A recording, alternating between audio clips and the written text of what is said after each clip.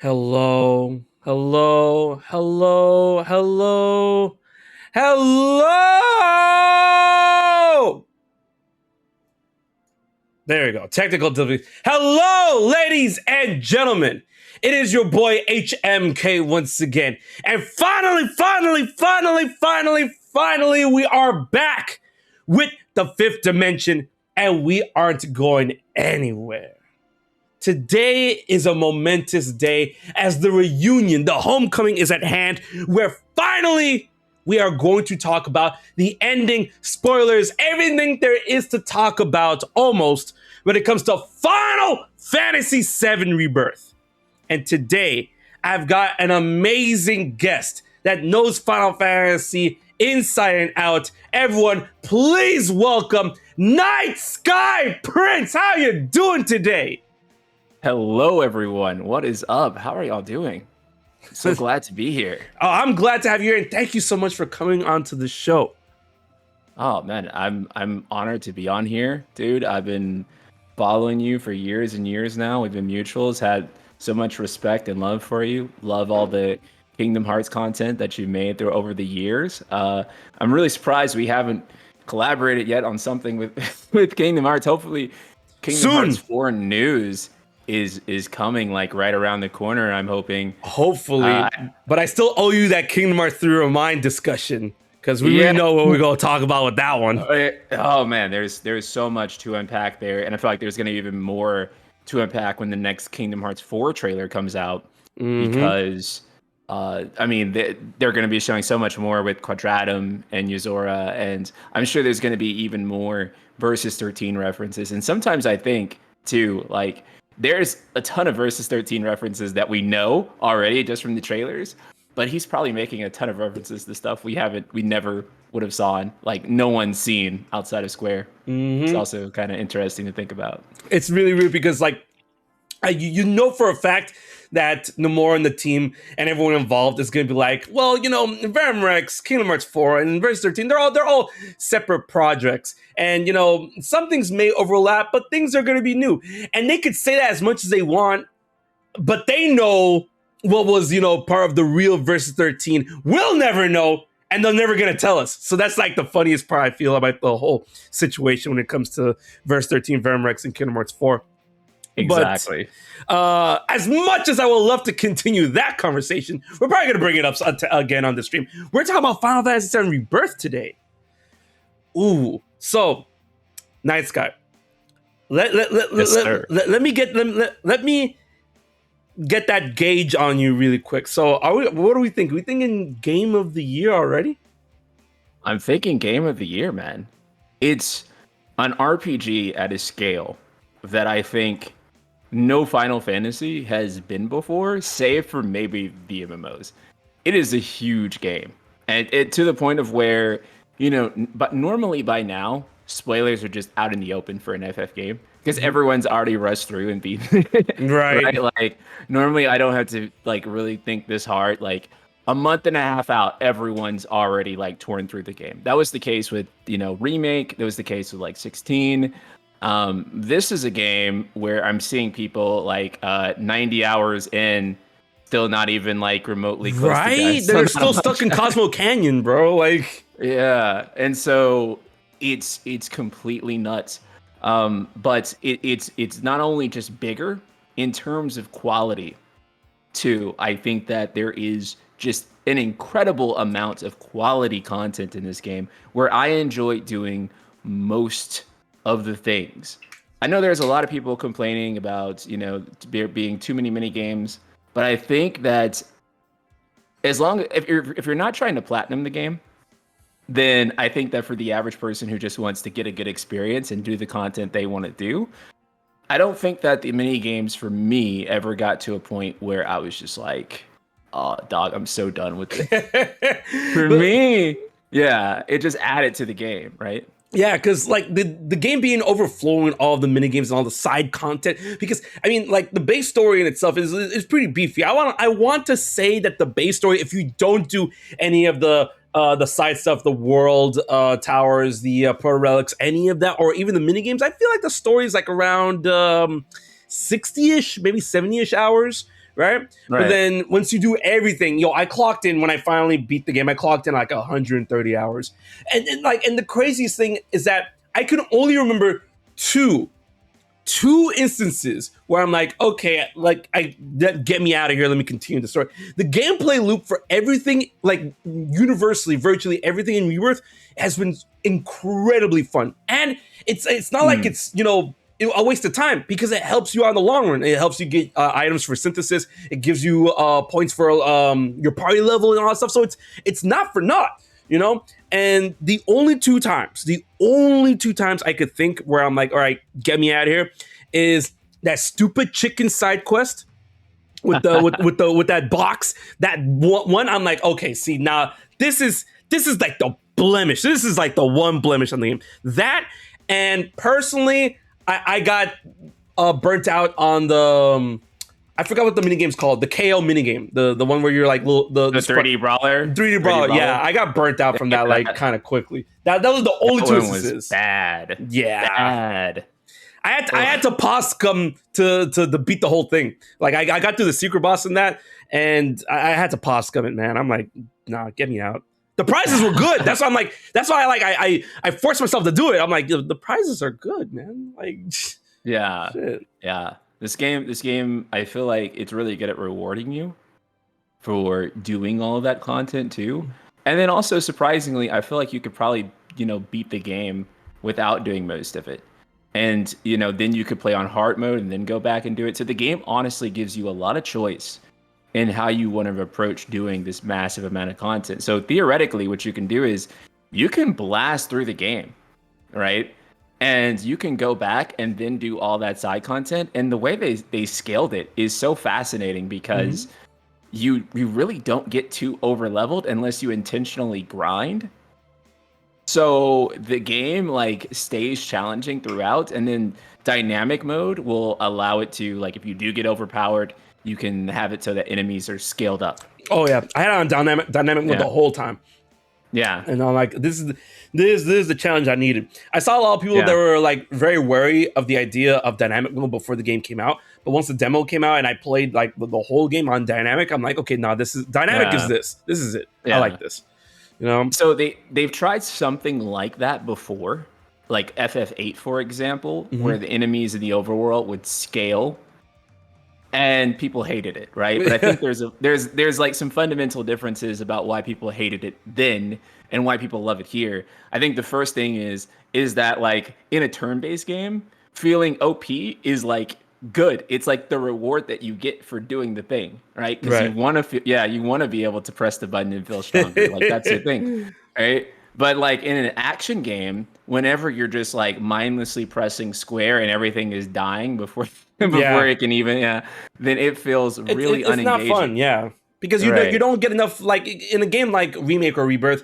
If you were to obliterate everything with just a couple of slash or anything, you don't build up enough ATB to do the other attacks, the other things that you want to do, and then forget about even throwing out your limits or anything. So dynamic mode was definitely needed. Yeah, for sure. It's an excellent mode, and on top of that too, I just really feel like because the game allows you to really approach it in any way that you want, you can really just kind of take away any experience that you want from it. A lot of people will talk about, kind of the open world fatigue that they have, but the way I see it is, and I'm like, dude, just you can literally just play it like Final Fantasy VII Remake. Just go straight through the main story. Right. Don't engage with any of that, and you really don't need to. Not at all. Now let's talk about some story stuff, a little story tidbits before we get into the ending and the entirety of the Spoilercast. But I want to ask you the question really quick. So, on your first try, because I'll tell you the story I had. On the first try, who was your gold saucer date? I got Aerith, but I think I don't actually know what way it determines the gold saucer date. I was aiming for the Barrett one, but I guess I didn't get enough affinity points because it depends on which quest you do the most of. And I think what happened is that, or I guess because I didn't on my first playthrough, I wasn't really aiming to 100% it, because what I was aiming to do was get the game finished for a review before day one. So yeah, I ended up getting Aerith. Not that there is a problem with getting Aerith. By the way, I love Aerith. I love all the main part. There it is. Yeah, yeah. But from what I gather, it's the infinity points, and then certain side quests have you can do the side quest good or do it best. And then when you do that, it grants you like a bigger number of infinity points for certain side quests with certain people. And then of course, doing the synergy, not the synergy attacks, there's a synergy attacks, and then there's the team up attacks. I forgot what those are called. Right, the little synergy and the big synergy. Yeah, the little synergy. Yeah, so apparently, if you do that enough, that also grants you a certain amount of affinity points with your homies and whatnot. But funny enough, the first time I did the Gold Saucer Date, I was missing one side quest. I was a beast, a monster. I was like, all right, I got to get all these side quests done because I just want to do them. I get to the Gold Saucer Date, and it's Yuffie. And I'm like, nope, restart. I turned off my PS5. It's like, all right, what am I missing? And I had one side quest left, and it was the Chocobo side quest. And I look into the menu, and I find out it's a Tifa side quest. I'm like, okay, see, now I gotta do it. But it's long because you have to get all the way to Gold Cup rank on the Chocobo racing, and then do the Gold Cup, and then, beat it. I'm just like, dang. It took me a whole hour, but I was able to do it. And then I redid the Gold Saucer date, and I got Tifa. I'm like, okay, all right, perfect, good. God, you ain't gonna catch me going on a date with Yuffie. Forget that, man. Like, So I ended up watching all of the Gold Saucer dates on YouTube, and I found that all of them were really good. I actually found Yuffie's in particular to be rather exceptional, because it was really cute. It showed off this side of Cloud that you don't really get with the other characters. I found Yuffie to be exceptional in this game. Susie Young did an amazing job, man. Yeah, she kind of ended up being like just a perfect foil for every character in that game. But what I liked about Yuffie in this game in particular is, Cloud has like this tough exterior. He's like this, he's I'm a big boy. I'm Soldier Curse flat. I'm just right. I was saying the other way around. Soldier First Class. There you go. Right. And so Yuffie kind of having this dynamic, of being younger, she's able to kind of like call him out and be like, actually, you're kind of just a loser. And it's like there's nothing he can do with it. He just has to cope. And I think that like Yuffie's date scene really showed off that dynamic in like a really wonderful way. And it also just kind of shows like this goofy side of Cloud, that he's not always this 2000 Gale asshole, that he's he's also a really cool guy. He had like an Uncle Cloud vibe in that scene, which I thought was really cool. Yeah, it was really cute. I saw all of them as well. The Red 13 one was really nice. Like the one with the bros with Kate Sith and Vincent. Like that one, just like, man, imagine getting this one and like sticking with it. That one was rough to watch. Kate Sith was so into it, and they were just not having it. Vincent out here taking a nap. Sid's like, man, Sid's all like, well, there's nothing wrong with hanging out with the guys, and then goes off and looks like he doesn't want to be here. I'm like, bro, this is part of your idea, man. Yeah. The characterization in this game is like top tier. Ugh. Yeah.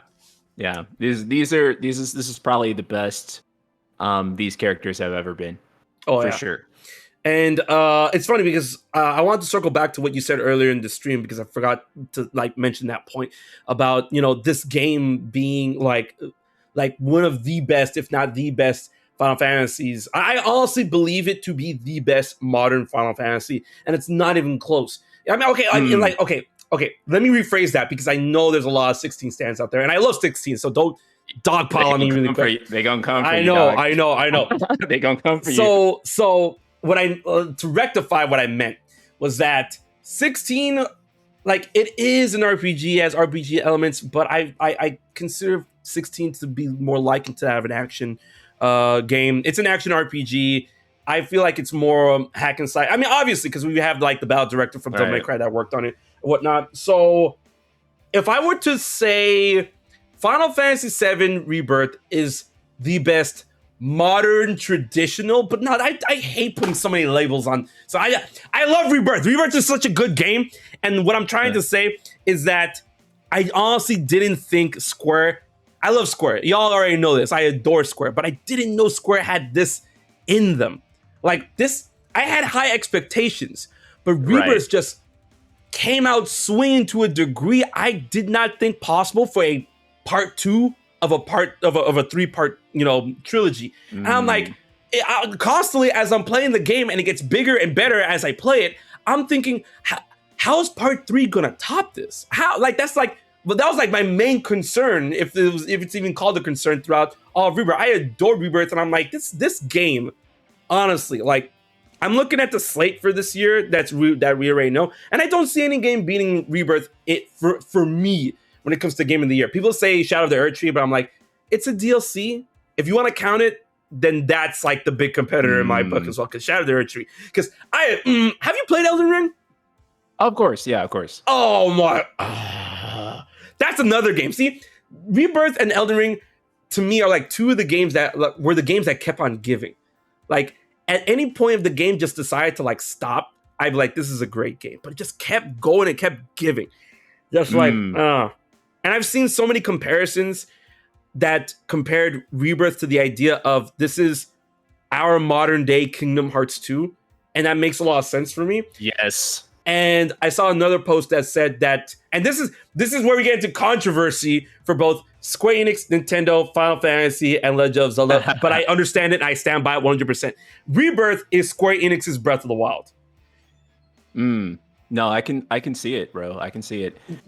Like, I think, in terms of Game of the Year competitor, someone said it, ironically, with the name Persona Hearts, they're thinking the same thing. I think Metaphor, Refentizo, I think that might be the only game. Yeah. That might be the only game to like really give Rebirth a run for its money. I don't know if it'll really crack the mainstream in quite the big same way. I mean, who's to say, right? Persona has like really started to do that. Oh yeah, definitely. But and Metaphor is Metaphor is coming from that team. So I mean, they came off of an extremely high note with 5 Royal, and so whatever that team is doing next, I'm like so down because they've really proven their worth. So I'm super excited about that. But currently, yeah, Rebirth is the GOATY. And I had that same experience as you, where when I was playing it, I was just like, I was blown away how it kept opening up, and there was more, and there was more, and there was more. And I was like, there was like, I guess the question in my head was, where has this energy been at for like the past? That's exactly what I'm saying. Like, where were y'all hiding this? Like, yo, I was like, y'all could have done this the whole time. It's like y'all are capable of this. Like, yeah, because I always kind of thought too, and like this is why I kind of like. Before previously, I kind of had a slant against Square Enix trying to do an open world game because my thought is that like clearly they don't have like maybe the resources or the know-how to be able to do this because they keep trying to do more open stuff and it's not working out. And honestly, even some of the linear stuff isn't working out as good as it could have. Right. And so I'm like, okay, well, maybe they shouldn't really try to do something big and open. And now they've done something big and open that I think can sit next to the biggest AAA games and their big AAA RPG worlds and say that, yeah, this is something that's on par with those top tier, 10 million plus seller games like a Witcher or like a Horizon. And it can stand next to those and say, I'm just as good, if not better, in my own ways. And I think that's what they've been wanting to accomplish for so long. And I think with this game, they finally fucking nailed it. Right? Oh, just it's so weird because like especially going off the heels of like Remake, you know, because Remake was for the most part an incredibly, like, I love Remake, and it was a super linear project. And then you get to Rebirth, and I'm like, because like going off the Remake, like when you go into sequels, you have to, like, especially direct sequels like this, your perspective on the product before it comes out it relies a lot on what came before, right? So going into Rebirth and seeing all the stuff, I'm like, okay, cool, it looks open enough, it looks open, this and that. I'm like, but how open and how, you know, alive and how, you know, dense is this world going to be going off of Remake? And I play it and I'm like, this is insanity. Like, bro, where was yeah, nah. Yeah. We're on Yeah. the same wavelength here. Like, Yeah. holy shit. Right. Exactly too. And again, not to because I've gotten in too much trouble lately with 16 fans. But again, I think like especially you know, when you look at that world and you look at a lot of the itemization and the exploration and things like that, there just really wasn't enough there to sustain the gameplay loop for 70 hours. I think especially when you look at like other hack and slash games, they give you a ton of different weapon types and abilities and different things that you can mess around with. And then they're also significantly shorter too. Yeah. Most action games of that scale tend to be a lot shorter. And the reason that they're shorter is because the gameplay loop itself doesn't really lend to like making like a 70-hour game, right? It lends to playing that 10-hour game over and over again. Yeah, 7 times for the 70 hours versus versus like being stuck in like one campaign for 70 hours. And so typically to make a game that big, you have to layer on a lot of RPG mechanics, because those RPG mechanics are what establish a game loop that can really sustain, you know, something that's that big. And so I think they got a lot closer to, you know, what could potentially be the very peak of like Final Fantasy game design. And I think if they keep going in this direction, because I don't want them to just do this with Rebirth and then fall off of the horse with Final Fantasy 17 either, right? And a lot of people read that as, well, are you saying that like you want Final Fantasy 17 to be more Rebirth? And it's like, no, because I want them to fundamentally redo some stuff, right? Like I think that they could design another solution other than the towers, right? They could have like some really organic stuff that isn't necessarily marked on the map that people could organically find. One thing I think would be really cool, it would be that instead of having these summons linked to Chatly, if you could dynamically find those summons in the world and fight them, that would be tremendously better. That wouldn't be something they do for Part 3, but that would be an idea for Final Fantasy 17. Like you know, you're in like this icy tundra, and like you step into a dungeon, and then boom, at the end of the dungeon, you find Shiva. Right. It's like, oh, who would have guessed?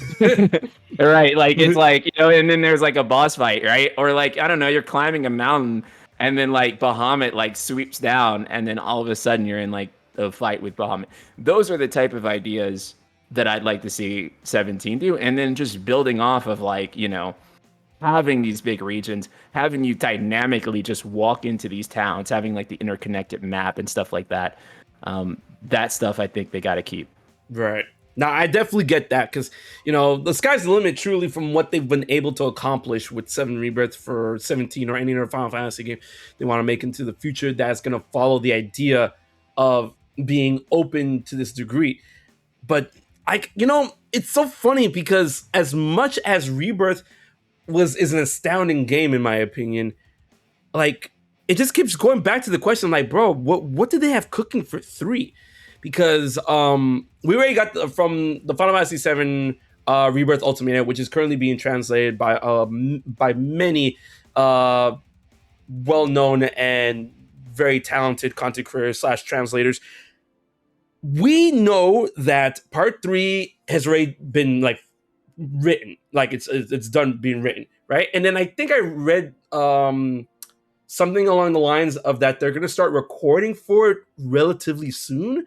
And I'm like, yeah, that's... And that apparently the reason why they were able to keep the development time for Rebirth so short, because apparently the game took 3 years to develop, even though there was a 4-year gap because it took intermission 1 year to develop. They said that they're looking to retain that type of scheduling, so possibly 2027 is when we're going to see part 3, right? And with that being said, with the whole idea of them like from the Ultimate, they want to explore avenues of incorporating the Highwind in order to explore the world through air, and then Wu Tai and all these other things, Northern Crater. Like, it just makes me wonder, like, geez, what's part 3 gonna be like? Because man, I honestly thought like, part 2 could be part 3, but nah, part 3 has to be bigger and better. So that just makes me wonder. So with that being said, let's talk about a couple of our favorite moments in the game, and we could talk about any moment since this is a spoiler cast. So don't feel like, oh, my favorite moment is this, but it's actually a spoiler. Go for it. Let's talk about it. I'll let you start. Let's do it. Man, one of my favorite moments that really comes to mind was the troops in Junon, and seeing Sergeant Cloud really take over and lead them. I don't know who said this, so credit to whoever, but they were like theorizing, like, what if that ends up being like our Highwind crew? And there is absolutely nothing I would love. Oh my god, don't say that. Yeah, and like, damn, now I want that. It's one of those things where I'm like, damn, I wish you didn't say that. Because the Highwind was there, like, bro. And it's like, if that's not the intention, then like anything else will. We have to make it. We have to make it happen. Yeah, we have to make it happen. That idea is so good that I'm like, I'm praying to God that is like what they did there, and like that's what they were thinking about, because they were so cool and so wholesome. And like, there was that moment where you have that sense of doubt where it's like, oh man, are they gonna be like, since they know that I'm not like really with Shinra, are they gonna like turn tail and run? But they stayed loyal, and I was like, man, these are my boys. And it could be possible, because I mean, like, if part 3 is gonna go along with the events in terms of like not the strong specific order, but by the time we're commanding the Highwind in part 3 compared to the original game, Shinra is already going to be in shambles. So like, hey, you need a new job over here. Yeah. Like, so exactly. It could really be possible. Sorry, spoilers for the original 7, whatever. But along with that, have any other moments like really stuck with you in Rebirth? Oh man, some other moments. Again, I liked all of the date scenes. I also too, I really loved Tifa in the live stream, and I really loved that in that entire development there. I also think in that same exact chapter where you see what I call Sephi Cloud, and you see him, you see him like semi-possessed, and like he's like dodging those soldiers' bullets, and he's just cocky as hell. And I'm like, oh man, this is good. Like, I loved it. Cloud in general, that he has like this kind of like murderous vibes to him at time, where Sephiroth's possession over him just kind of takes over, and that to me was kind of like the best part of all the things that they really tried to heighten the sense of. I was really into that aspect. That really just like reminds me that happened multiple times in the game, where like it's so funny how people from the outside looking in, they look at Cloud Strife and like, oh, look at my, look at my pudgy boy, look at my little puppy, Cloud's such a wholesome boy. I'm like, man, Cloud's a killer, bro. Like, Cloud's like a killer, and sometimes he's a cold-blooded killer. Like when he was like just smoking the soldiers. First he was smoking the troops in that scene at the reactor, and then when they were going towards the temple, when they were in the temple, when he was smoking all those soldiers and stuff, I'm like, yo, Cloud, calm down. And like every time the blood would just splatter on his face, I'm like, all right, Square, I see what you're doing. Like, listen, I ain't complaining, but damn, Cloud, you just like take a step back. You gotta chill, right?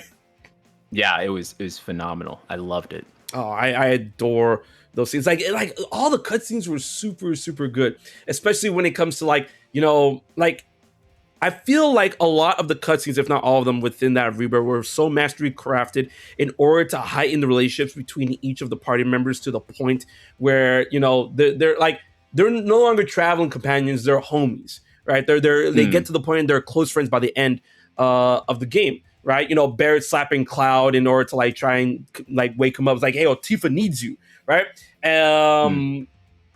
Everything that's going on with Tifa and Cloud, and then Tifa and Aerith, because it's not just like everyone in Cloud, it's also like everyone with each other, like the relationship between Barrett and Yuffie, the relationship between Aerith and Tifa, the relationship between Aerith and Red 13, Nanaki, and Cloud just like being the glue that kind of holds them all together, but then they're making their own interconnected relationships, and then how they're exemplified through the synergy attacks, and like, bro, the what do you call it, the sweet and sour salvo, that's probably like my favorite one, like the one with Aerith and Barrett, just like when they both get the shades, I'm like, see, they're a family, bro. They're a family, man. The synergy attacks were just like a stroke of genius to me, right? It's something that it's kind of like like an older mechanic you used to see in like a lot of older Square RPGs, and I feel like I'm glad that it's something that's come back.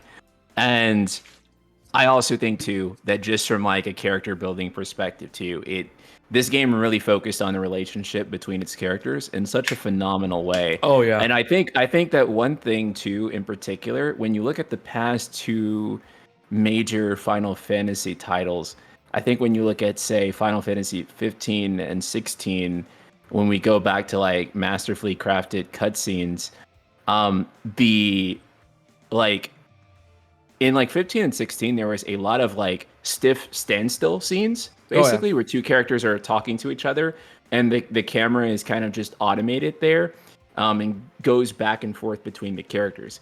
What I found really interesting and kind of mind-blowing about Rebirth was that it wasn't like that. Like most of the scenes were fully animated cutscenes. Like even like the most BS side quest scenes, a lot of times had full animation and full camera, like actual like like a cinematic artist like sitting like not a cinematic artist, whatever you call it, I can't think of the word right now, a videographer maybe, like really sitting there. Cinematographer. Yeah, that's the word I'm looking for. God, my brain just completely shut down. But they'd had like a real cinematographer there, sitting there and mapping out the scene and creating like a fully animated scene that flowed beautifully. And again, a lot of the side quest scenes were on par with the main story scenes. And that was so it was so crazy to me, because it was such a far cry from the cutscenes and not the cutscenes, but the way the side quests would play out from the original game.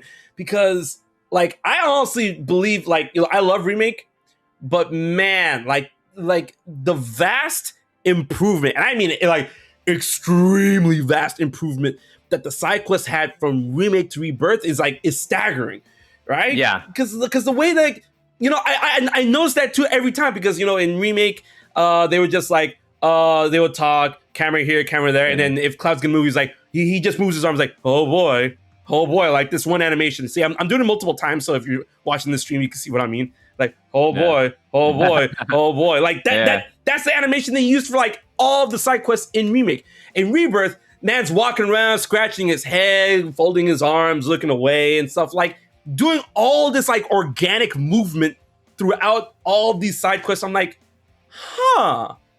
they really, you can tell that like love is like love is spilling from the sides when it comes to this game. Yeah, like point blank, and maybe this is the hot take. Go for it. Like, do it. I feel like it's the most I've ever enjoyed side quest in Final Fantasy. Period. I don't think it's close for me. Like, I get it. Yeah. Because I was trying to think for a second. I'm like, yeah. Like it's not even so much that each side quest is like mind-blowing in like lore and world details, but usually they give me something fun and interesting to do that I feel like, a lot of it doesn't take like a tremendous amount of time, but usually I'm able to do it And in particular, I mean like the green side quest or the proto relic side quest. And they give me something really interesting as a reward, something that I'll actually use, or like that's something that's actually valuable. And so the rewards are there, the feeling of fun is there, and it doesn't feel like it's something overbearing to do either. So it works for me. No, I completely 100% agree. But you know, we've been shooting the shit and beating around the bush for a good like chunk of time. We got 20 minutes left on the clock. Enough beating around the bush. All right. NightSkyPrince, lay it on me. Yes. What did you think about the ending? Oh man, the ending. We're going into this. We're doing it. Fuck, we're doing it live. Right. So with Final Fantasy VII Remake's ending, I was kind of the contrarian because I wasn't a huge fan of that game's ending. I thought the introduction of the Arbiters, the multiverse, potentially reviving a dead character, etc., you know, a lot of people were excited for the possibilities, but for me, I was trying to work out in my head. I was like, how does this lead into like a very comprehensive story? And that was my big concern. And I think everyone was really hyped on the fan theories and hyped on that stuff, which is fine, of course. But it wasn't really apparent to me, like, where this was going. And so playing Rebirth, I was really surprised how much of it still ended up being a remake, and perhaps even slightly disappointed in a way, because the ending of Remake kind of builds you up for like something new. So I kind of played through Rebirth. I'm like, when are they gonna do it? When are they gonna do it? That's like, I was just like waiting. I was like, when is it gonna get weird? And it gets weird, extremely weird toward the end for sure. Yeah. And with the ending itself, I feel like all the components of the ending are really interesting individually. But it does feel like it is overwhelming how much they threw at you at one time. Like, holy crap. Aerith is alive. Aerith is maybe not alive. Here's a 90-minute boss fight with like 20 phases. Here comes Zack with the steel chair. Aerith is coming in to cash in the money in the bank. Yeah, you know, Aerith with the chopper, right? And then there's all these other details, but then Aerith is dead. Aerith's not dead, and then at the end, you got the sky being ripped open, but only Cloud can see it. You have the black materia. You have Sephiroth explaining the multiverse. You have Zack, whose decisions may or may not be creating the multiverse. Ultimania is probably going to clarify that a bit more. So there is so much story that is being told within that 2 hours. I think that most people's first impressions of that would probably be kind of negative. Yeah, I think I think that most people love it after a time. You know what I'm saying? They're gonna. Right. It has to cook for them. But the reason that gut reaction to it is gonna be negative is just because it's so much at one time that who can really process that on their first go around, right? So here's my perspective on the whole damn thing, right? So I'm taking my glasses because I gotta focus, right? So check this out, right? I've always, like, ever since I started playing Remake and I started noticing like the harbingers and the weird stuff, like, it's really dawned upon me by the time I complete Remake that Remake, and I've said this in my chat, and my chat knows this, Remake is not a designation, it's a subtitle, right? Because after, like, I've always gone on with this idea before Rebirth came out, which made me, like, not only understand Remake a lot better, but it made me welcome the idea of the multiverse within the Final Fantasy VII compilation a lot more, rather than the idea of a faithful remake or reimagining. Is that Remake being a subtitle is that Remake is more of a sequel than anything else than actual reimagining or anything like that. Something happened to the world of remake that sets itself apart from the original world of Final Fantasy VII, to the point that Final Fantasy VII, the original game, PS1, is meant to be like the roadmap that we're supposed to know, acknowledge, along with the compilation that includes Before Crisis, Crisis Core, Dirty Cerberus, Advent Children, all that stuff, for better or worse, or whatnot. Once you take that into account, and it's a lot to take into account, but I mean, like, come on, it's Final Fantasy VII, right? It's a lot to take into account, but once you do, I feel that remake establishes that it happens either like after or aside of that of the original game, and that's before I got the understanding from Rebirth, right? I felt like something happened, and the only people that know is Sephiroth, and then to a degree Aerith, right? And that's part of the mystery going into Rebirth. Then comes Rebirth, right? And then Rebirth establishes multiverse, which is not a big deal to everyone who's like, oh, I hate multiverse bullshit. Multiverse bullshit has been done in narrative since before y'all were born. Anytime you see a cartoon where they go back to the past and they step on a cockroach and they come back in something different, that's multiverse theory, baby. All right? So multiverse has been done before, and now multiverse is being done with Final Fantasy VII. Sephiroth explains it like, oh, ever since, you know, fate was defied at the end of Remake, and then, you know, you blew up the Harbinger's affair, blah, blah, blah. Every choice allows a different world to be created. But since those worlds are derivatives of, you know, what I want to call Final Fantasy VII World Prime, or let's just say World Prime for now, right? They are meant to die out, right? They're meant to die out, and I felt that's the crack in the sky is supposed to symbolize. That's why Zack's world is meant to die out. Oh, the end of the world, everyone's panicking, blah, blah, blah, blah. And then Cloud sees the crack in the sky by end of Rebirth, because those universes aren't Final Fantasy VII original, because Final Fantasy VII original is what is meant to happen, and that's why the Harbingers are there, and that's why the Harbingers are trying to keep everything intact, because if they don't, then the world's going to blow up, or the world is going to see, it decays out, basically. If you ain't Prime, you're going to die, because you're not following the intent of the planet. So case in point, now we get to the whole concept of, I'm sorry, I'm dragging on for a little bit, I promise, I'm almost done, all right? So we get to the part of the white materia where the white materia for Aerith goes blank at some point during Rebirth, like, which is another indicator that this ain't the universe that is supposed to, or this ain't the world. I don't want to use universe. This ain't the world that's supposed to survive on. Sephiroth knows it, and Sephiroth's like, all right, cool. Aerith doesn't have the white materia. As long as I get the black materia, everything's going to be okay. Because from what I gather, Sephiroth's main goal, and he explains a bit of this, is that he's going to use the black materia to summon a meteor to actually have it hit the planet, which never happened in 7, even though he tried. And when that happens, all worlds will converge, and he'll finally be one with the live stream, and then he'll finally be able to win, which he did it in 7. So that's why I'm like, where does Sephiroth in this universe get that knowledge from? There's something about this Sephiroth that knows more than what we know he knows, right? So that makes him, in my opinion, makes him infinitely more interesting than the original Final Fantasy VII.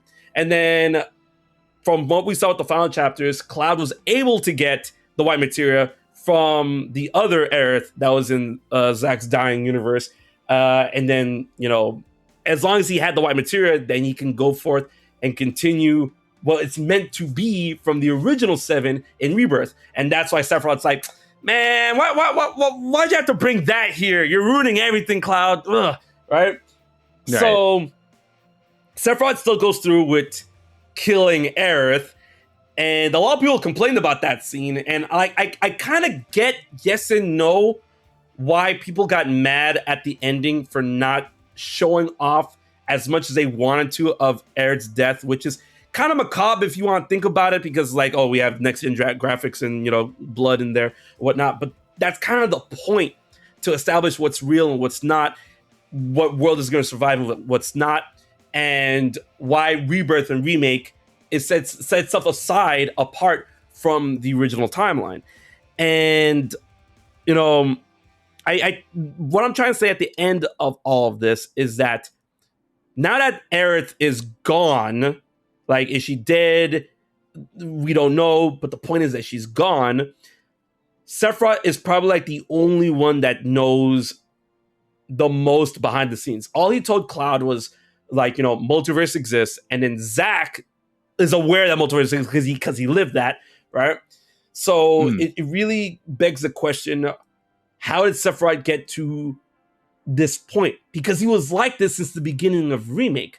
So like, when he died, and then when he died at the end of 7, and then he died at the end of Advent Children, was him combining, like, being one with the live stream again, gave him some sort of higher form of knowledge that allows him to, like, hey, if I were to try this in another way, in another world, maybe I could succeed. We don't know. And that's part of the mystery. And then that's where I'm getting to the final point before we continue the discussion, is that the reason why we're still theorizing all this is because at this point in time, when it comes to the translations as of the stream, the translations, when it comes to trying to explain all this stuff that happened in Rebirth, from Nomura, Nojima, and Katase, state that, hey, you'll find out in part 3.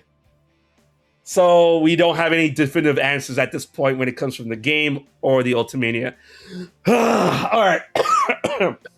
Throwing the ball back to you. Let me breathe. Yeah. So I think for me, this entire twist sort of hinges on the scene that I imagine is going to be in part 3, where Sephiroth is going to villain monologue the entire course of like what's happened. It might also be Omni Aerith that does this. And both I think are equally likely at this point to really kind of give this exposition dump on where this is headed.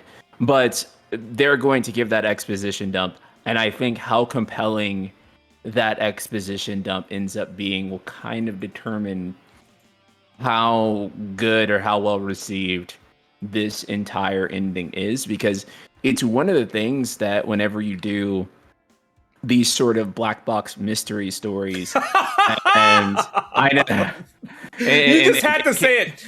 I know.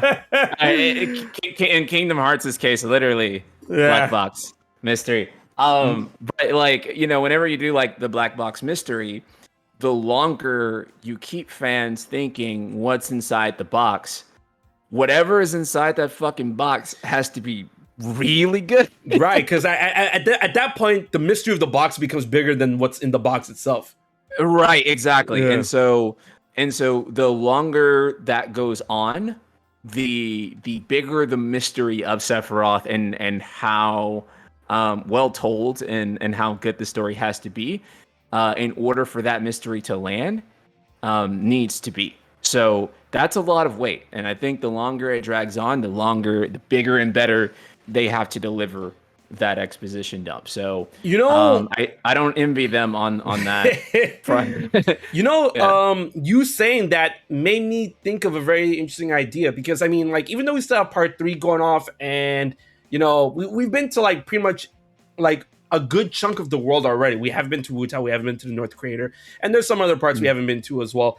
And then there's also the possibility, a lot of people are saying, like, will we revisit places that we haven't in Rebirth, like from Crisis Core and whatnot. But the point is, for part 3, I feel there is not a lot left of the world to explore, if we don't count revisiting certain places, because obviously we're going to go back to Junon, obviously we're going to go back to other areas. But when you said that, it made me wonder, is like, what if part 3 has a good flow of sprinkling that exposition throughout the game in order to make up for that, for what I am deeming as the lost parts. Yeah. Right. So I feel like if they do it right, it could be good. And then maybe Omni Aerith comes back for those segments or anything like that. But then, like, how willing are they to break up the flow of the game? And even like, can you even use the term break up the flow if they decide to do it, right and good and whatnot? Right. But go ahead. Oh, it may not necessarily be break up, but there's definitely some parts, I think, in both Remake and Rebirth where they can they do in a detrimental sense just like shove something in. I feel like Right. And like it kind of derails that scene, and it will almost feel like it's something that may not necessarily belong there. I do think that they can make it in part 3 though, so that it flows with a lot of the original elements that they still want to tell. However, right now, the way I'm looking at it too is I'm like, what are they even doing for part 3? Part 3 has to be a really massive game. Of course, they're going to be reusing, a lot of the world map for this, which will definitely help speed things up. But it's just like, I mean, you have the weapon fights, you have Sid and Vincent, you have all the original events, you have whatever is going on with Zack, you have the sky, you have the Black Materia and Cloud's sword, you have Omni Aerith, you have Sephiroth, you have the multiverse, which at this point, it's not so much that I'm for or against the multiverse. I'm just like, my big question is, where are they necessarily going with the multiverse? Because, I don't think I really saw a strong purpose for it in Rebirth yet. And that's not to say that they won't arrive at one in part 3. But I think right now, there isn't like a really strong reason for the multiverse. And so I assume part 3 will justify it a lot more than what we currently have. But then that's also a lot of weight on part 3 too. I have two ideas on that.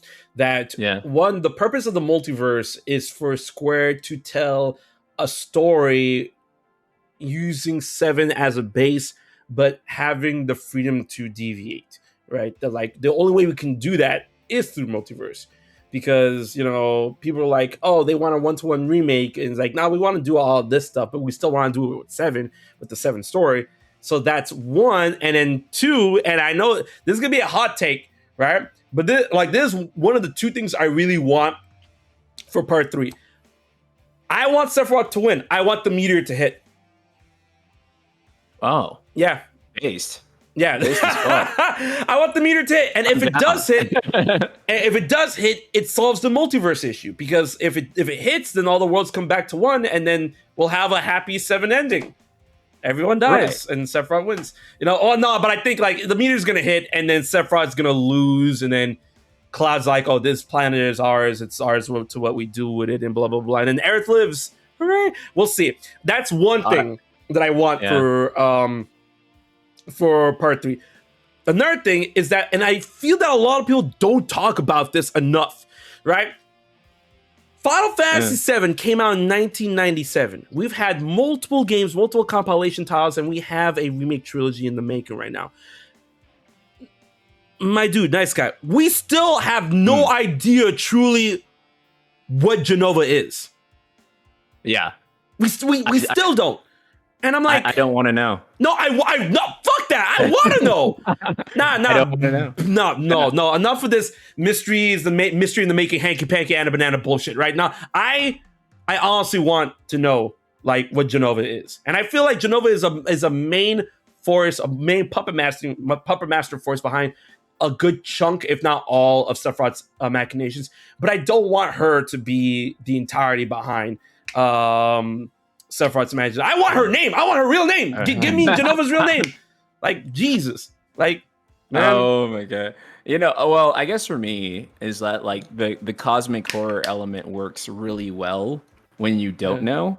I feel like whenever you can't reason a thing, whenever you can't like fully comprehend or understand a thing, then that's what actually makes it scary, right?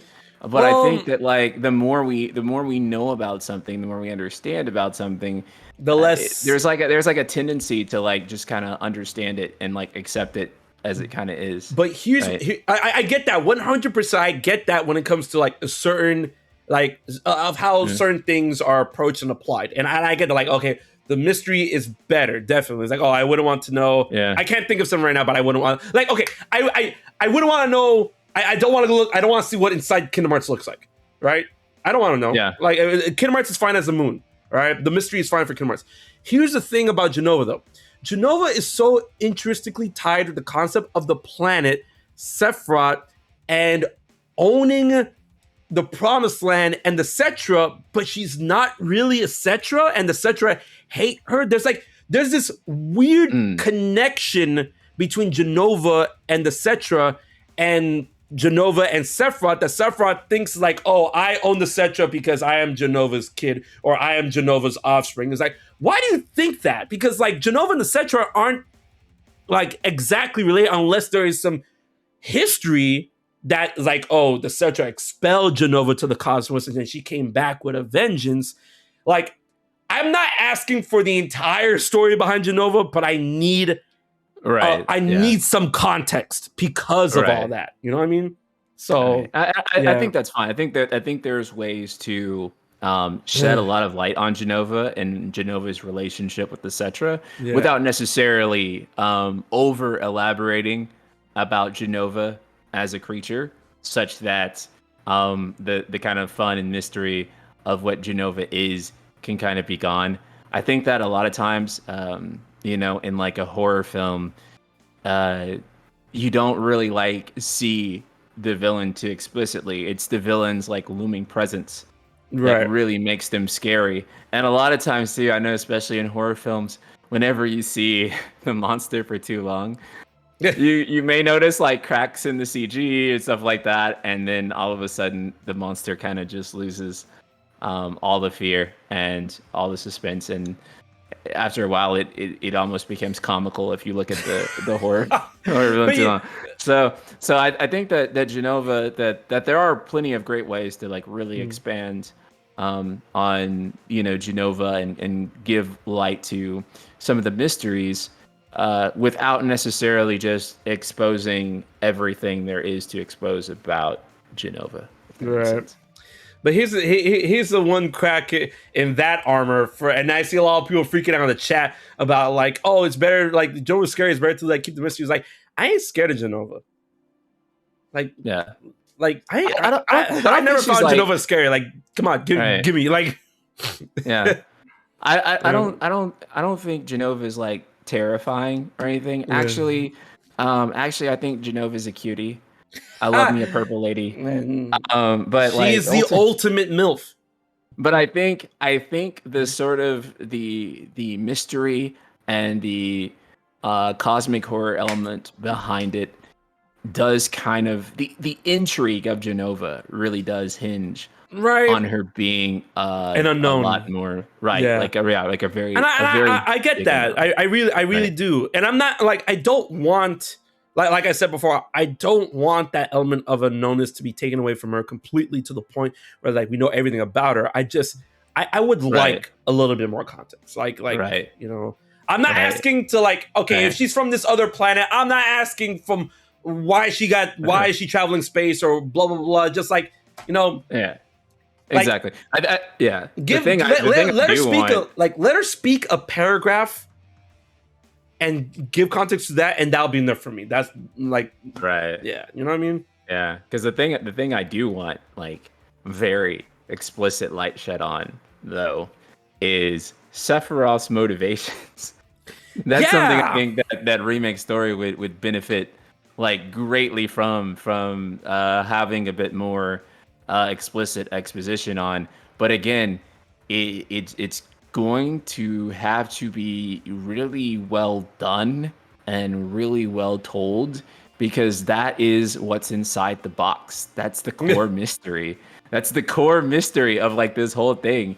And so that's why I'm like, the moment that big reveal happens, like the entire narrative of like the re-trilogy project almost really hinges on the exposition of Sephiroth, because that's going to be the big moment where we learn about all this. And people, it's a lot of weight to put on like maybe one or a handful of scenes where this all gets like revealed to the player. But it's basically like, a decade worth of bait. Yeah. It's ahead. So that's really pivotal, I definitely agree. And to end off the stream, I would just like to leave y'all with one specific thing. Final Fantasy VII, the original, was Cloud Story. In my opinion, The remake trilogy, that's Sephiroth's story. So with that being said, ladies and gentlemen, thank y'all so much for coming out to the return of the Fifth Dimension. I see you guys next week for another episode, which I already got locked in and ready for you. You're going to get details this Wednesday. But before I let you off to the wind, a couple of things. One, next week, finally, the Fifth Dimension will be hitting your favorite podcast everywhere on Spotify, where all episodes will be uploaded and uploaded on a weekly basis the day after they go live on Twitch, the same time they go live on YouTube. And then once again, big thanks to my guest, NightSkyPrince, for being here. Let them know where they can find you. Thanks. You can find me at youtube.com/TheNightSkyPrince. Or if you want to find me on Twitter, it's NightSkyPrince_, because some jackass out there decided to take at NightSkyPrince. This is the story of like every content creator on Twitter. If you actually have your @ on Twitter, I'm so jealous of you. But at NightSkyPrince_ or NightSkyPrince YouTube, look me up. Oh man, and thank you so much for being here, and be sure to check out his content. You won't regret it.